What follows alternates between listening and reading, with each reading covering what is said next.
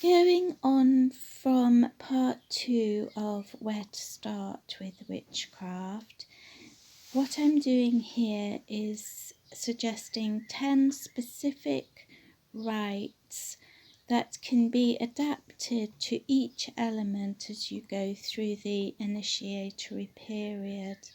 And remember to work with each element for roughly the same amount of time. So what I'm concentrating on for this video is the element of air, but as I say, the activities and rites that I'm describing here mostly can be adapted for each element. In parts 1 and 2, I described having a little pop-up altar space dedicated to each element as you go through this. And so for air, I would suggest collecting a few items, possibly from outside or from within the home, that suggests the element of air, and sit for a few minutes every day in contemplation of this particular element.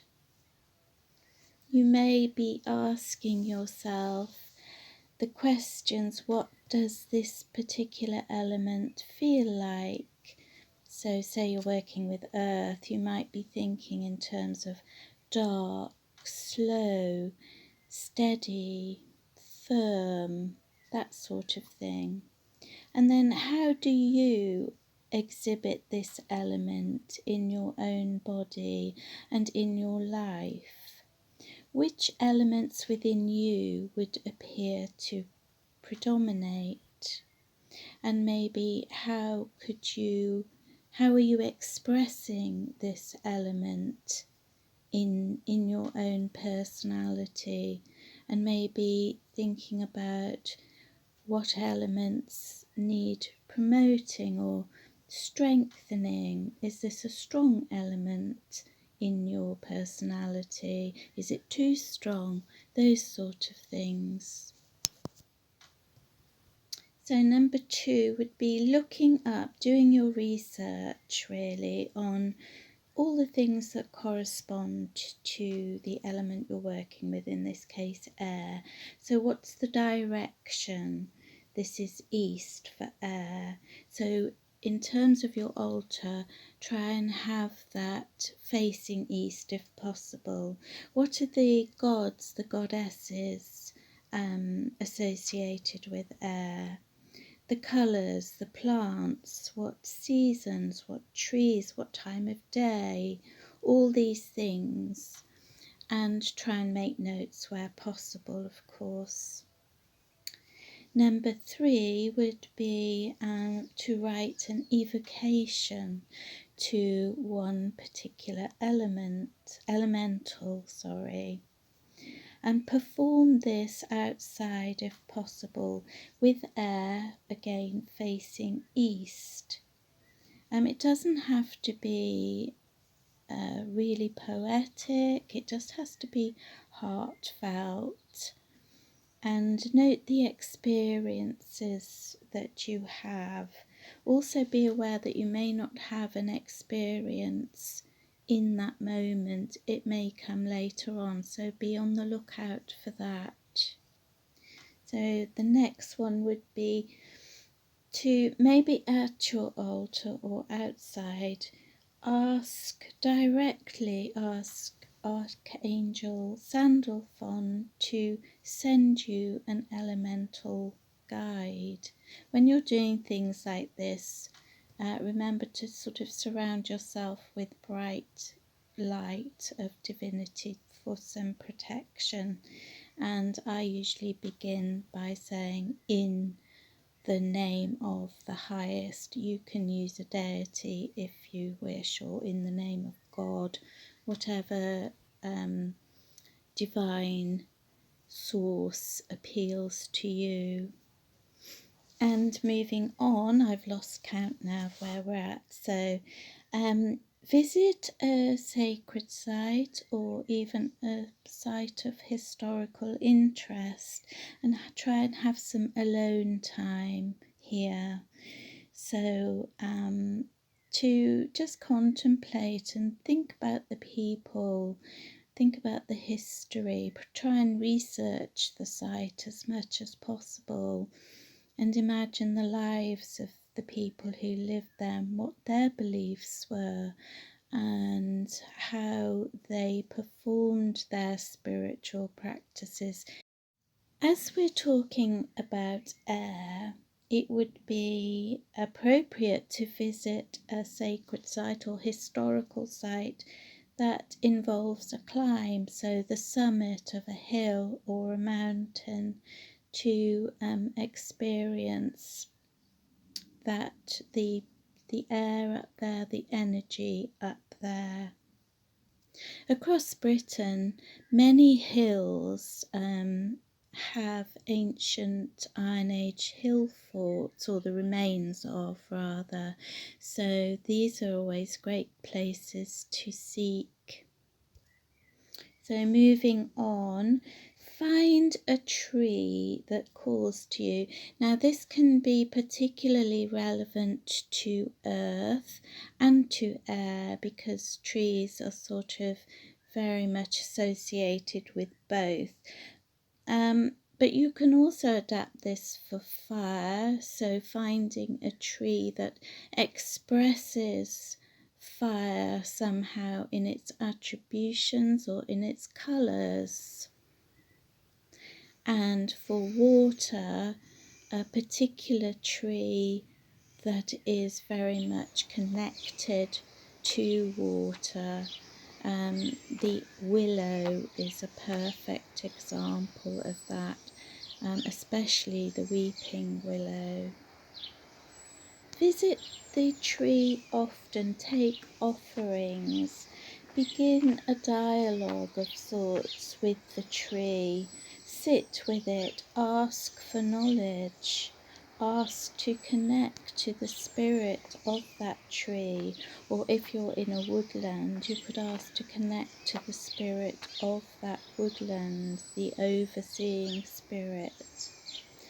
Giving love always and respect. In fact, ask what you could give to the spiritual realm yourself. Try and merge your consciousness with the tree and see what experiences that throws up for you. And again, make notes of anything relevant.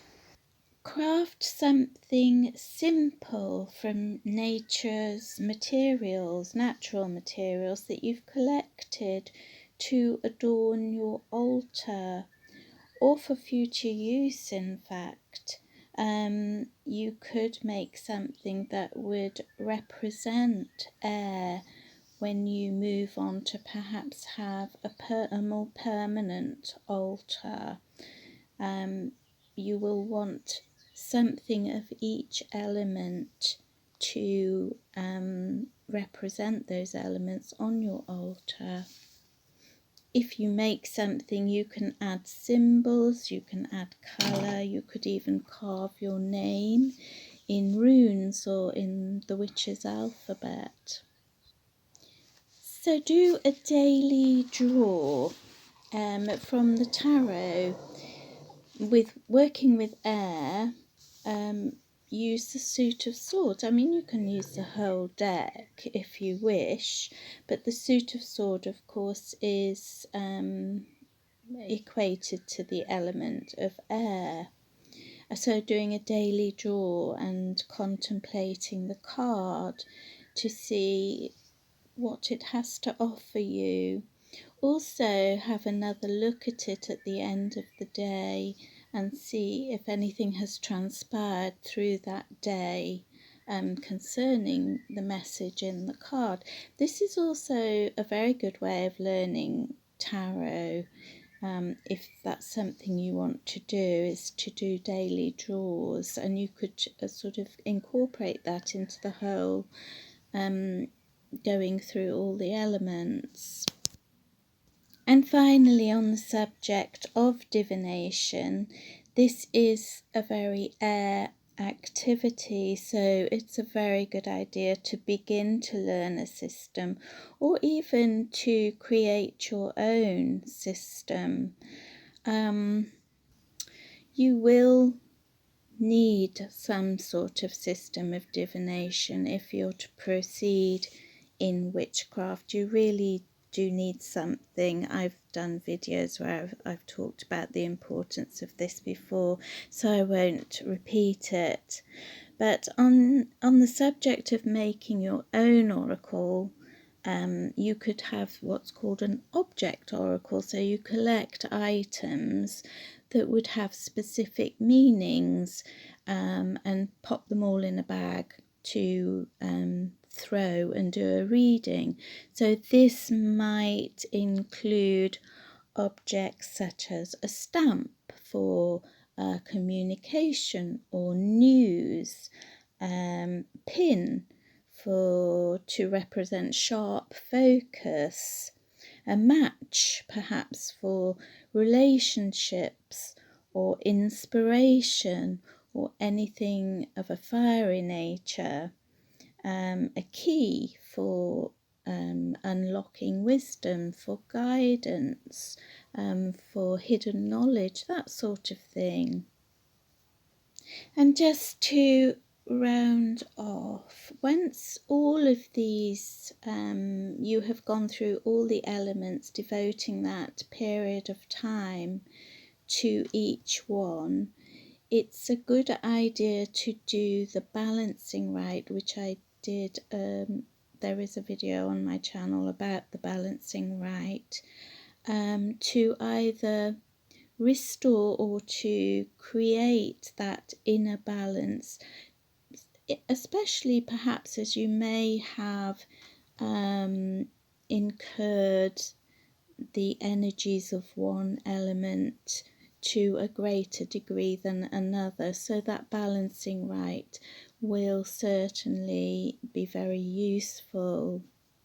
And then you can go on to any other activities, having been through this elemental, I won't say initiation, because I think this is more of an introduction, but you could go on to devise an initiation into each element, in a way to further your connection, deepen your connection.